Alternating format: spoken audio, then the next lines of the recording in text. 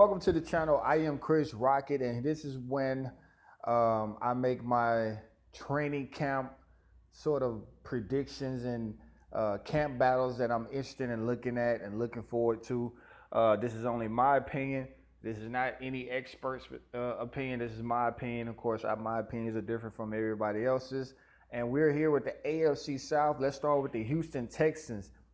We're going to start at that wide receiver spot, man. You got DeAndre Hopkins and, Will Fuller fully healthy now. Now he has Deshaun Watson. Deshaun Watson is back healthy. But the wide receiver I am interested in looking at is the Texas Tech kid, Kiki Cutie, which he probably won't start. But this is a guy you can put him in different. You can make him do, give him a jet sweep play, a bubble screen. Short, I think he's about 5'8", 5'9". This guy right here, I like him on this team as a specialist, sort of like a Percy Harvin type of guy. But be on the lookout for that guy. And defensively, of course, J.J. Watt is coming back fully healthy, man. And from what I'm hearing, this guy is just poised for another monster season, man. I'm really happy to see him back healthy. But the big acquisition, Tyrann Mathieu out there in that secondary. This is a defense that pretty much, you add anything to this defense, and you can just say J.J. Watt is an addition because they pretty much didn't have him the whole season. So you add both of these guys in the mix, man. This Houston Texas team is going to be dangerous. And plus, you saw what they did with Deshaun Watson before he got hurt. So these are the two guys or the three guys rather, that I'm be looking forward to. But most of all, we all know what Tyrann Mathieu can do. But I'm looking forward to see the rookie Kiki Cutie. Moving on to the Jacksonville Jaguars, the wide receiver group. I love that wide receiver group, man. Dede Westbrook, Keelan Cole. So now, Marquise Lee is there. And, you drafted DJ Chark, who I really, really like. And also they drafted Allen Lazard. If you go back and, look at my grades on the wide receivers, Allen Lazard is a big dude. He's like 6'5". He did some pretty good things when he was at Iowa State. So I'm going to keep an eye on that wide receiver group. Of course, Marquise Lee is in the front. And, of course, you got Dante Moncrief right there. Those two guys, that's what I'm looking at the depth chart, CBS.com depth chart. Those are the top two receivers. Then you have Keelan Cole, Dede Westbrook, and DJ Chark. And Allen Lazard is right around the 8th or 9th slot. But you can imagine they're going to utilize that 6'5" frame in these preseason games. So be on the lookout for that position. Tight end wise, you got Austin Seferian-Jenkins and Niles Paul, both veteran guys, both very dependable guys. And for a long time, you had Mercedes Lewis right there.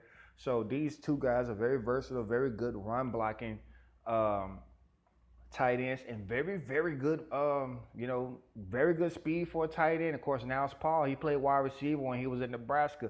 So, that speed right there at that position, and a position that they really never really had top-notch production at, pretty much all the way back to when they had, what's that freaking tight end they had with Mark Brunell? Man, his freaking name's at the tip of my tongue, but I'll think of it later.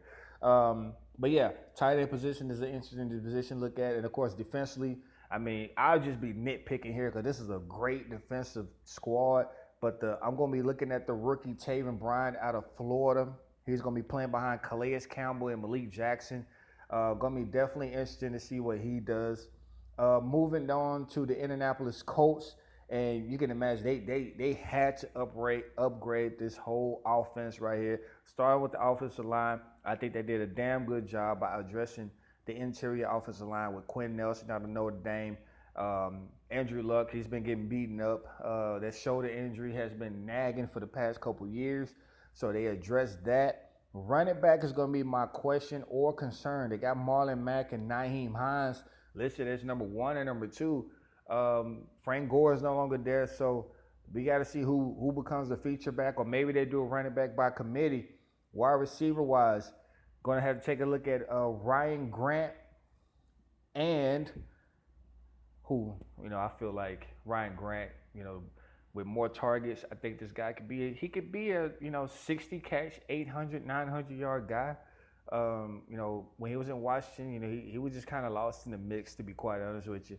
And the wide receiver I want you to look out for is the kid from Clemson, Deion Kane. I love Deion Kane, man. So just be on the lookout for him. Um, and defensively, we're going to look out for the rookie Kimoko Toure out of Rutgers. He's going to be playing behind, if I'm not mistaken, Terrell Basham, that pass rushing position, a pretty weak pass rushing position, to be quite honest with you. So we got to keep a lookout for that. Tennessee, the running back position. This is a head coach who, coming from the Patriots, so he's going to bring his guys. So Deion Lewis, he's going to fit in quite well. No DeMarco Murray, he retired. Derrick Henry is now the feature back. Well, I think he was a feature back, towards the end of the season anyway. But Deion Lewis adds that versatility that they love.